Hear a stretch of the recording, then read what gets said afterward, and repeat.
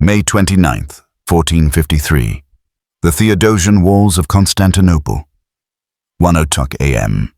The great bronze bells of Hagia Sophia toll in the darkness, not calling the faithful to prayer, but warning that the end has come. After 53 days of siege, the massive walls that have protected Constantinople for 1,000 years are finally breaking. Through gaps blasted by Ottoman cannon, Turkish warriors pour like water through a shattered dam. Torches and fires cast dancing shadows on ancient stone as the last capital of the Roman Empire enters its death throes. Emperor Constantine XI Palaiologos stands atop the inner wall near the gate of St. Romanus, his purple imperial robes discarded for the armor of a common soldier. At 49 years old, he knows he will not see 50.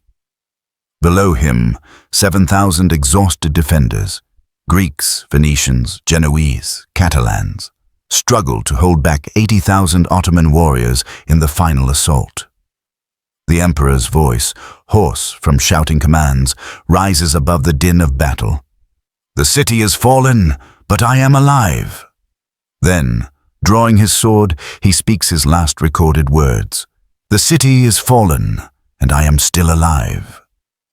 With that, the last Roman emperor plunges into the melee, disappearing into history and legend, his body never to be found. In the Ottoman camp, Sultan Mehmed II, just 21 years old, watches from horseback as his life's obsession finally succumbs. For 2 months, this city has defied him, mocked him, nearly defeated him. But tonight, the Queen of Cities, the God-protected city, Constantinople the Great, will become Istanbul. Tonight, an empire that traced its lineage back to Augustus Caesar draws its final breath. The sound is overwhelming, the crash of stone, the scream of Greek fire, the roar of cannon, the death cries in a dozen languages, the ululation of Ottoman victory, the wailing of Byzantine defeat. Church bells ring frantically until Turkish scimitars cut down the bell ringers. From the minarets that tomorrow will rise where crosses stand today, the call to prayer will soon echo across waters that have heard Christian hymns for 11 centuries. This is not merely the fall of a city. This is the end of the medieval world and the birth of the modern age. This is the night Europe's link to ancient Rome is severed forever, the night the Renaissance truly begins, the night that will haunt Western civilization's collective memory for centuries to come. By 1453, the Byzantine Empire, what its inhabitants called simply the Roman Empire, had shrunk to little more than Constantinople itself and a few territories in Greece. This was a pitiful remnant of an empire that once stretched from Spain to Syria, from the Danube to the Sahara. To understand the trauma of 1453, explains Dr. Judith Heron, Professor Emeritus of Byzantine Studies at King's College London, you must understand that the Byzantines genuinely saw themselves as Romans. They called themselves Romaioi. Their empire had existed continuously since Augustus. When Constantinople fell, it wasn't just a medieval city being conquered, it was the final extinguishing of the classical world. The city itself remained magnificent despite its empire's poverty. With a population of perhaps 50,000, down from 500,000 in its glory days, Constantinople still boasted architectural marvels that made Western European cities look like villages. The Hagia Sophia, built by Justinian 900 years earlier, remained the largest cathedral in the world. The city's triple walls, constructed in the 5th century, had never been breached by a foreign army, but the empire was bankrupt. The Fourth Crusade in 1204 had seen Western Christians sack Constantinople, a wound from which Byzantium never recovered. The Black Death had decimated the population. Italian city-states had monopolized trade. The once mighty Byzantine army could field barely 7,000 men. Constantine Palaiologos had never wanted to be emperor. Born in 1405, he was the 4th son of Emperor Manuel II, destined for a minor administrative role. But fate and the deaths of his older brothers thrust the purple upon him in 1449. Constantine was a tragic figure in the truest Greek sense, notes Dr. Donald Nicol, author of The Last Centuries of Byzantium. He was a good man, a competent ruler, a brave soldier placed by history in an impossible position. He knew from the day of his coronation that he would likely be the last emperor. Constantine was described by contemporaries as of medium height, with dark hair and eyes, a full beard in the Byzantine fashion, and a melancholic disposition that seemed to carry the weight of his empire's thousand-year history. He spoke Greek, Latin, and some Turkish. He had spent years as despot of Morea, the Peloponnese, where he had proven himself an able administrator and military commander.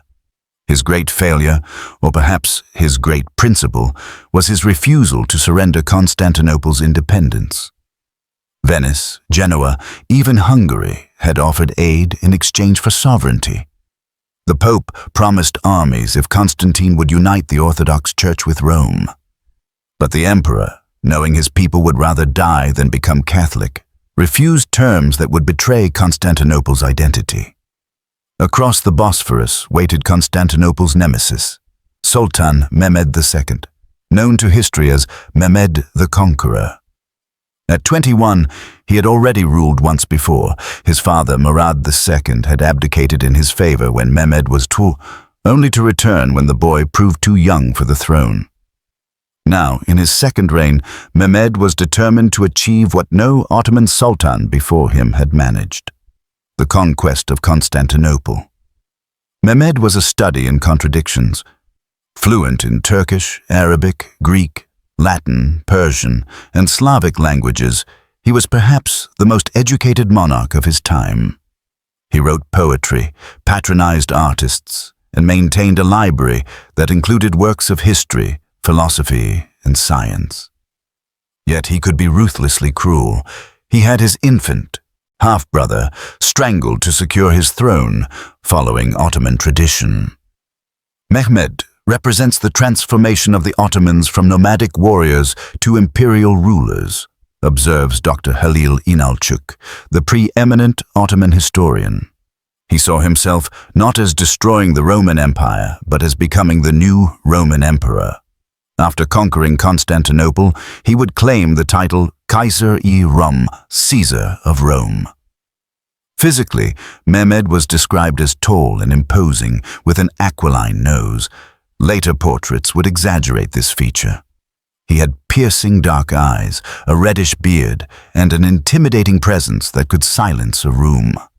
But beneath the imperial exterior was a young man obsessed with proving himself worthy of Alexander the Great, whom he idolized. Constantinople's defensive walls were the stuff of legend. The Theodosian Walls, constructed in the 5th century, consisted of a triple defense system: a moat, an outer wall, and a massive inner wall with 96 towers. For 1,000 years, these fortifications had turned back every attacker: Avars, Arabs, Bulgars, Russians. The walls were Constantinople's guarantee of immortality. But in 1452, a Hungarian engineer named Orban arrived at Constantine's court with a proposition. He could build a cannon of unprecedented size, capable of destroying any wall. Constantine, his treasury empty, could not afford Orban's price. The engineer then traveled to Mehmed's court, where the Sultan eagerly commissioned not one but dozens of massive guns. The largest, called Basilica, or the Royal Gun, was a monster of bronze 27 feet long, capable of firing stone balls weighing up to 1,500 pounds. It took 60 oxen and 400 men to move it. When tested, it could be heard 13 miles away and created a crater 6 feet deep. The cannon that destroyed Constantinople's walls also destroyed the medieval world, argues Dr. Kelly de Vries, military historian at Loyola University. Gunpowder had existed for centuries, but Mehmed's systematic use of artillery at Constantinople marked the beginning of a new age of warfare, where no castle, no city wall could guarantee safety. Constantinople was protected by water on 3 sides, with the Golden Horn, a natural harbor, secured by a massive chain stretched from the city to the Genoese colony of Galata. This chain, made of iron links as thick as a man's arm, prevented enemy ships from entering the harbor. The Byzantine fleet, though reduced to just 26 ships, could shelter safely behind this barrier. Mehmed assembled a fleet of over 100 vessels, but the chain frustrated his naval strategy. His solution would become one of history's most audacious military maneuvers. He would move his ships overland. On the night of April 21st, 1453, Ottoman engineers created a mile-long wooden track greased with animal fat. Using rollers and oxen, they hauled 70 ships from the Bosphorus over the hills of Galata and into the Golden Horn, bypassing the chain entirely. The Byzantines woke to find the Ottoman fleet in their protected harbor. The psychological impact was devastating, writes Dr. Marios Philippides, author of numerous works on the siege. The Byzantines had believed the Golden Horn was impregnable. Seeing Ottoman ships there was like seeing the laws of nature violated. Many took it as a sign that God had abandoned them. Among the most crucial figures in Constantinople's defense was not a Greek, but a Genoese nobleman, Giovanni Giustiniani Longo. Arriving in January 1453 with 700 well-armed soldiers, including 400 on the island of Chios, Giustiniani was immediately appointed commander of the land walls by Constantine, who recognized his military expertise. At 35, Giustiniani was in his prime, a veteran of numerous battles, an expert in siege warfare, and charismatic enough to unite the fractious defenders. He was described as tall and broad-shouldered, with the weathered face of a professional soldier and scars that testified to his experience. In a letter to his cousin in Genoa, dated April 20th, 1453, Giustiniani wrote, "The Turk has more men than there are stars in the sky, or so it seems from the walls. Yet the Greeks fight with the courage of their ancestors. Yesterday, a baker who had never held a sword killed 2 Turks with a boat hook. If gold and glory await in heaven as the priests promise, we shall all be rich men soon. If not, at least we die magnificently." Giustiniani organized the defense with remarkable efficiency, creating mixed units of Greeks and Latins to prevent ethnic tensions, establishing clear command structures, and implementing a rotation system to prevent exhaustion. He personally led counterattacks to seal breaches and became the heart of the defense. Anna Notaras, daughter of the Grand Duke, Megas II Lucas Notaras, provides a civilian perspective on the siege. At 20 years old, Anna was highly educated. She could read Greek, Latin, and Italian, and had studied mathematics and philosophy, unusual for women of any culture in that era. Her diary, partially preserved in a Venetian monastery where she later took refuge, offers intimate glimpses of life during the siege. April 7th, the bells of St. Sophia rang all night, not for prayers, but to drown out the sound of Turkish drums. Mother says it is to keep our spirits up. I think it is to hide our fear. April 23rd. Saw the Turkish ships in the Golden Horn. How did they fly there? Father says it is engineering. The priest says it is sorcery. I say it is the end approaching. May 20th. Food grows scarce. We nobles eat 1 meal a day so the soldiers might have 2. Saw Emperor Constantine in the street. He looked so tired, so old. He smiled at me and said, "Courage, child. Rome has endured worse." But has it? Anna would survive the fall, though her father and brothers would be executed. She would escape to Venice, become a nun, and spend her remaining years writing one of our most valuable eyewitness accounts of the siege. If you appreciate stories like this, where the fate of civilizations hangs in the balance and ordinary people face extraordinary circumstances, remember that understanding these pivotal moments helps us comprehend not just how our world was shaped, but how courage and conviction transcend time, culture, and creed.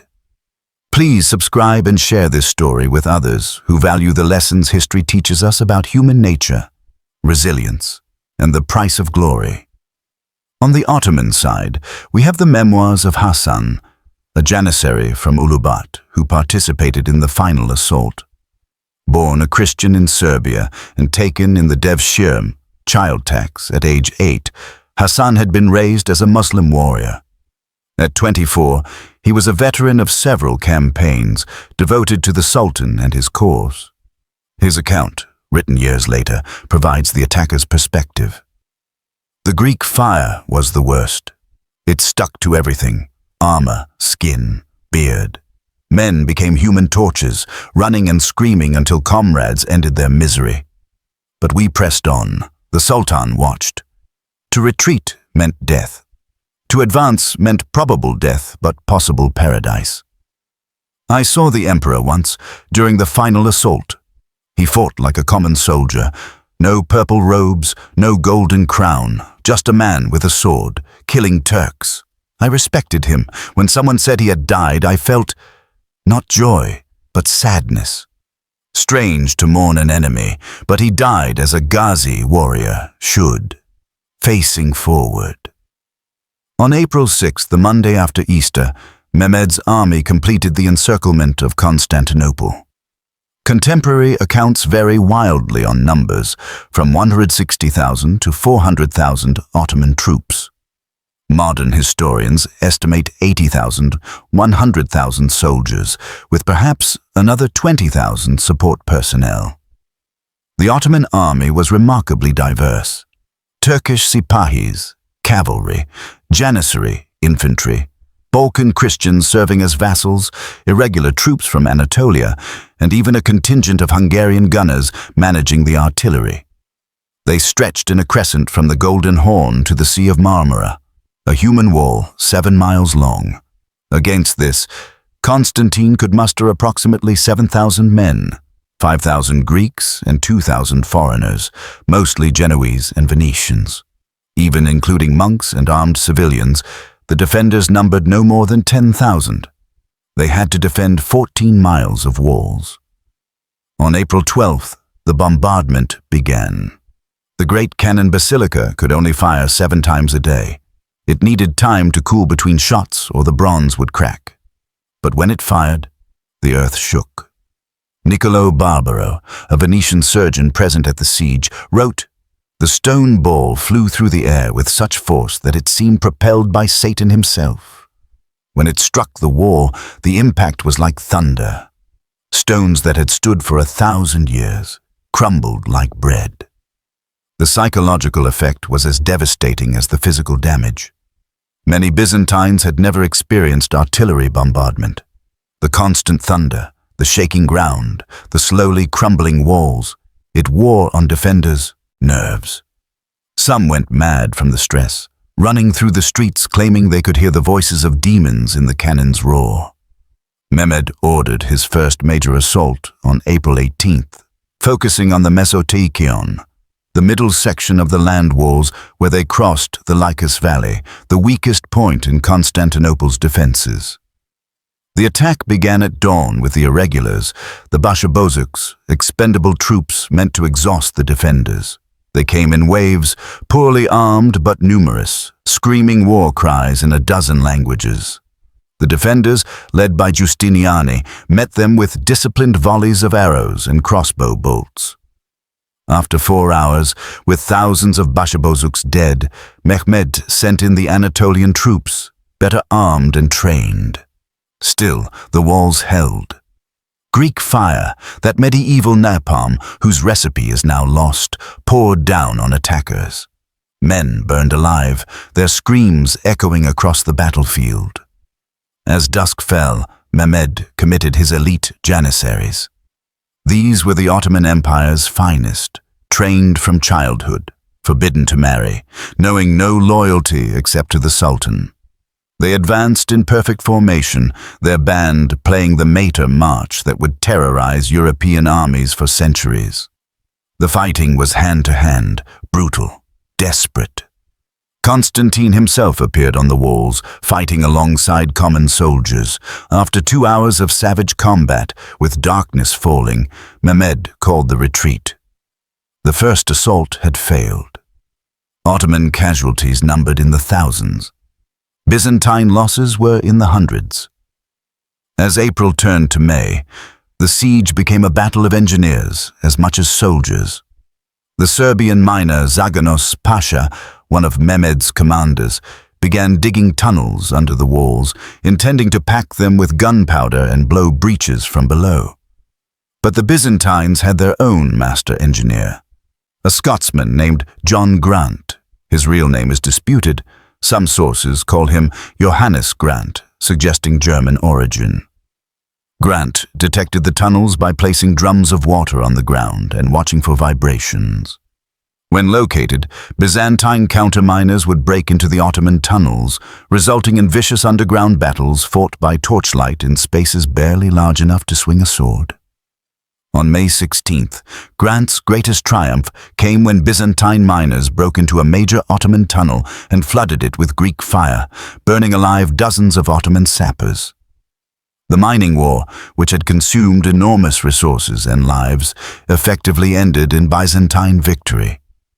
As the siege dragged on and Ottoman casualties mounted with no decisive breakthrough, morale in Mehmed's camp began to waver. Then, on the night of May 23rd, something extraordinary happened, or seemed to. That evening, a thick fog, unusual for the season, enveloped Constantinople. As the full moon rose, witnesses in both camps reported seeing strange lights playing around the dome of the Hagia Sophia. The Byzantines interpreted this as the holy hour, spirit departing the cathedral. The Ottomans saw it as Allah claiming the building for Islam. Whether this was an atmospheric phenomenon, a reflection of fires, or mass hallucination brought on by stress, we cannot know, observes Dr. Jonathan Harris, author of The End of Byzantium. What matters is that both sides took it as a divine sign. For the Byzantines, it meant God had abandoned them. For the Ottomans, it meant victory was assured. The next day, an icon of the Virgin Mary being carried in procession slipped from its frame and fell in the mud. When lifted, it seemed impossibly heavy, requiring several men to carry what one could normally bear. Then a thunderstorm struck with such violence that it flooded streets and collapsed houses. Many Byzantines saw these as portents of doom. On May 26th, Constantine held his last war council. The situation was desperate. The outer wall had been breached in several places. The defenders were exhausted, many wounded. Food was running low. No relief army had appeared despite promises from Venice, Genoa, and Hungary. Some advisors, including Grand Duke Lucas Notaras, urged Constantine to flee, to establish a government in exile, and continue the fight from the Peloponnese. The emperor refused. "Gentlemen, I thank you for your counsel, but how could I leave the churches of God and his servants and the throne and my people to such a fate? No, I will die with my city." That night, Constantine did something remarkable. He went to the Hagia Sophia and asked forgiveness from every person he had wronged. He received communion, notably from both Orthodox and Catholic priests, symbolically healing the schism that had divided Christianity. Then he returned to the walls. On May 28th, Mehmed declared a day of rest and prayer. He promised his troops that Islamic law granted them 3 days of plunder when Constantinople fell. The first soldier to mount the walls would receive a fortune and be made a provincial governor. In his tent, Mehmed gathered his commanders. According to the Ottoman chronicler Tursun Beg, who was present, the Sultan said, "Tomorrow we take Constantinople or I die trying. This city has been a bone in Islam's throat for too long." The Prophet himself, peace be upon him, prophesied that Constantinople would fall to a blessed commander. Tomorrow we fulfill that prophecy. Inside Constantinople, a strange calm descended. Those who could crowd into churches for final prayers. The Hagia Sophia, which had been largely abandoned by Orthodox Christians since the attempted union with Rome, filled with worshippers of both denominations. Constantine gave his final speech to the defenders. "Gentlemen, illustrious captains of Christendom, We are called to die for faith and fatherland. This is the happiest death, bringing eternal glory. The enemy are numerous, but God will crush them. We have the protection of the Virgin Mother of God. I order you, no, I implore you, stand bravely, and God will crown you with martyrdom. At 1:30 a.m., the attack began. First came the Bashabozuks again, carrying ladders and grappling hooks, meant to exhaust the defenders before the real assault. For 2 hours they threw themselves at the walls and died in the thousands. Christian sources claim the ground before the walls was carpeted so thick with bodies that attackers had to climb over their own dead. At 3:30 a.m., Mehmed committed the Anatolian regulars. These were disciplined troops who attacked in coordinated waves. They focused on the damaged Mesopotamia section where Justiniani commanded the defense. The fighting was ferocious. Despite their exhaustion, the defenders held. Then, at approximately 4:00 a.m., disaster struck. A small postern gate called the Kerkoporta had been left open after a sortie. Some historians argue it was treachery, others say simple exhaustion and confusion. A group of about 50 Turks discovered it and poured through. Though the incursion was contained and the Turks killed, seeing Ottoman banners inside the walls caused panic. At almost the same moment, Giovanni Giustiniani was struck by a bullet, or crossbow bolt, sources differ, that penetrated his breastplate. The wound was mortal, and the Genoese commander asked to be evacuated. Constantine begged him to stay, knowing the psychological impact of his departure. But Giustiniani, delirious with pain and blood loss, was carried to a ship. When the Genoese troops saw their commander leaving, many followed. A crucial section of the wall was suddenly undermanned. At dawn, Mehmed committed his janissaries. 12,000 of them, fresh and eager, advanced behind their commander, chanting Allah, Allah. They struck the weakened section where Giustiniani had fallen. The exhausted defenders, seeing the elite troops approaching and their best commander gone, began to waver. Then someone, history doesn't record who, shouted that the Turks had entered the city from another direction. Panic spread like wildfire. It was at this moment that Constantine XI performed his final act. Seeing the defense collapsing, knowing the city was lost, he stripped off his purple imperial regalia, keeping only his eagle-emblazoned armor, accompanied by his cousin Theophilus Palaiologos, his friend John Dalmater, and a Spanish knight named Don Francisco of Toledo. The last Roman emperor charged into the Turkish masses at the St. Romanus Gate. Witnesses describe him fighting like a man possessed, cutting down Turks until he was overwhelmed by numbers. Turkish sources claim a giant janissary named Hassan of Ulubat struck him down. Greek sources say he died calling upon Christ. His body was never definitively identified, though Mehmed later claimed to have found it based on the purple boots embroidered with golden eagles. By 800 a.m., Ottoman flags flew from the towers. Constantinople had fallen. As promised, Mehmed granted his troops 3 days of plunder.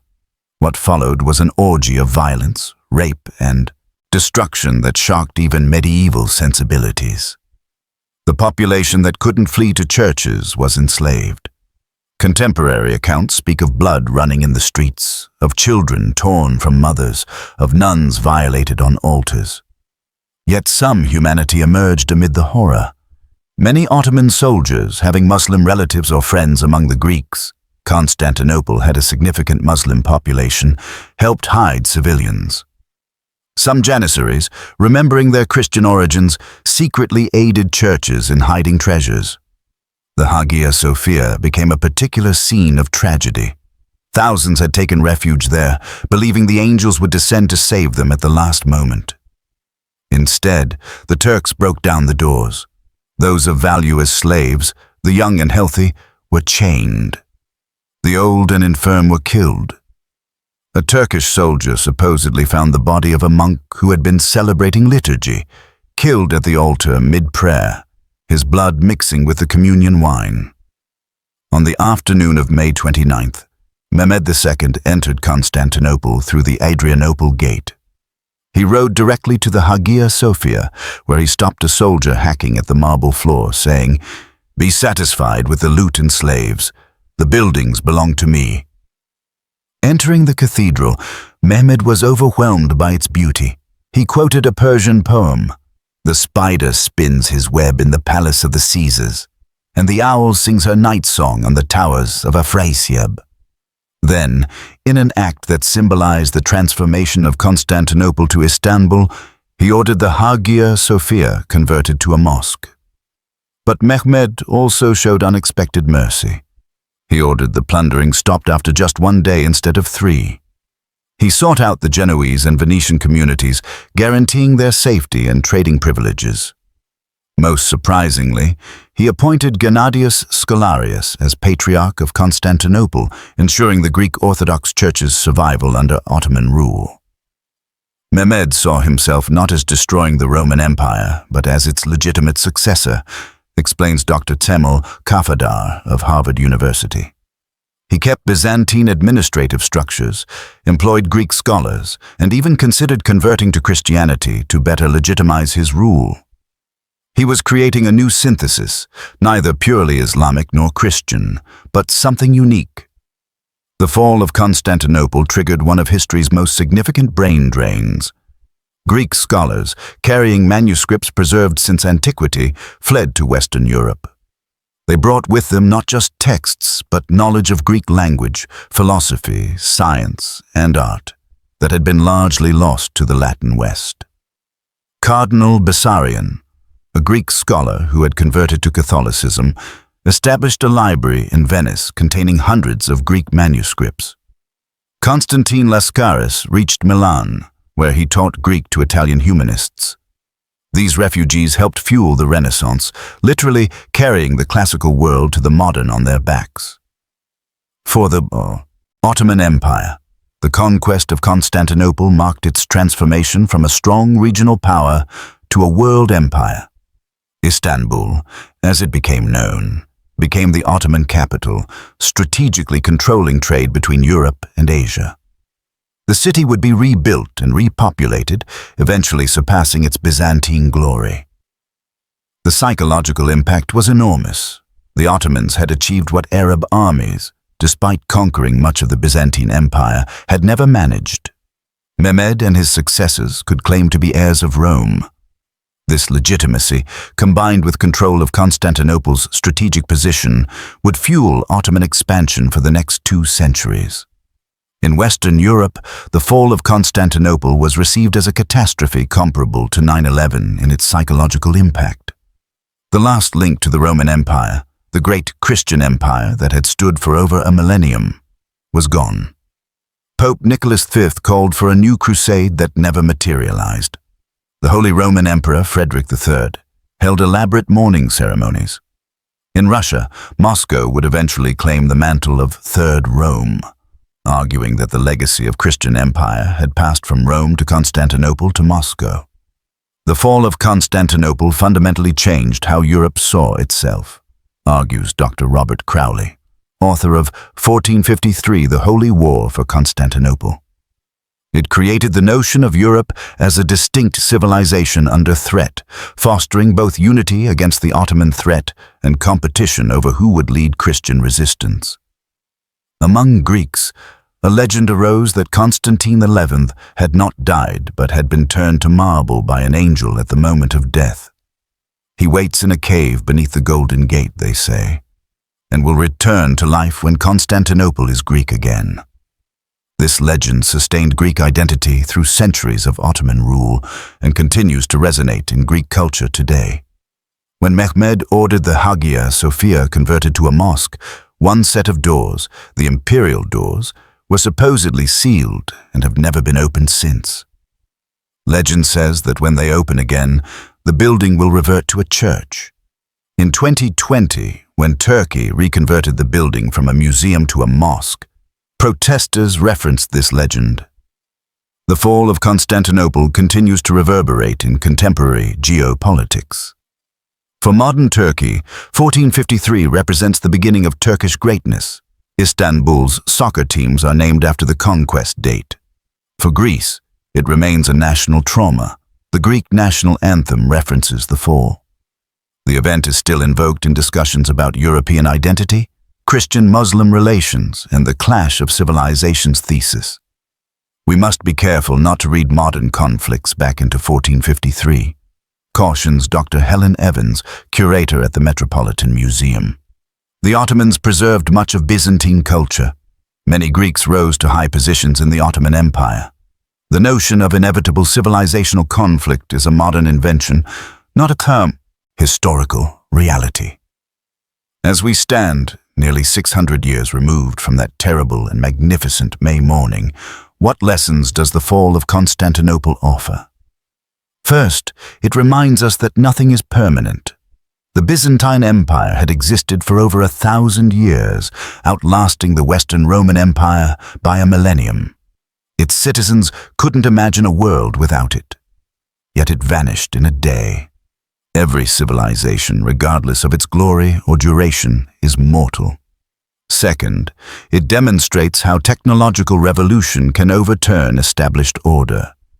The cannon that breached Constantinople's walls didn't just destroy a city, it ended the age when walls meant safety. Today's digital revolution may be equally transformative, making our current assumptions about security, privacy, and society as obsolete as medieval fortifications. Third, it shows how individuals matter in history. Had Constantine accepted the union with Rome earlier, Western armies might have saved the city. Had he paid Orban to build cannons, the walls might have held. Had Justiniani not been wounded, the defense might have continued. History pivots on individual decisions made under pressure. Fourth, it illustrates the complexity of cultural interaction. The fall of Constantinople was catastrophic for Byzantine civilization, yet enriched both Islamic and Western European cultures. The Ottoman Empire that conquered Constantinople would preserve and transmit much classical knowledge. Tragedy and triumph, destruction and creation are often inseparable.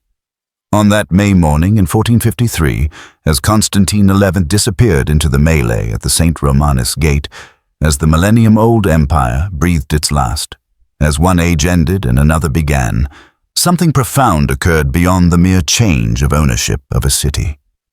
The fall of Constantinople marked the definitive end of the ancient world. The last institution that could trace direct continuity to Augustus Caesar was gone. The medieval synthesis of Christianity and classical civilization was shattered.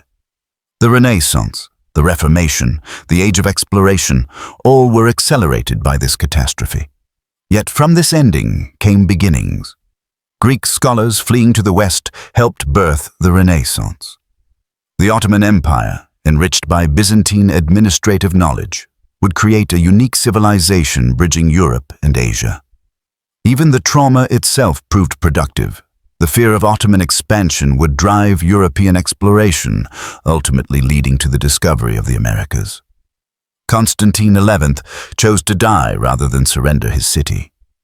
Mehmed II chose to risk everything to capture it. Both men understood they were actors in a drama larger than their individual lives. They were writing history with their blood, creating the world we inhabit today. The fall of Constantinople asks us, what would we die for? What would we kill for? What principles, what places, what ideas are worth everything? And perhaps more importantly, what are we building today that will outlast us? What are we preserving that deserves preservation? What are we destroying that can never be rebuilt?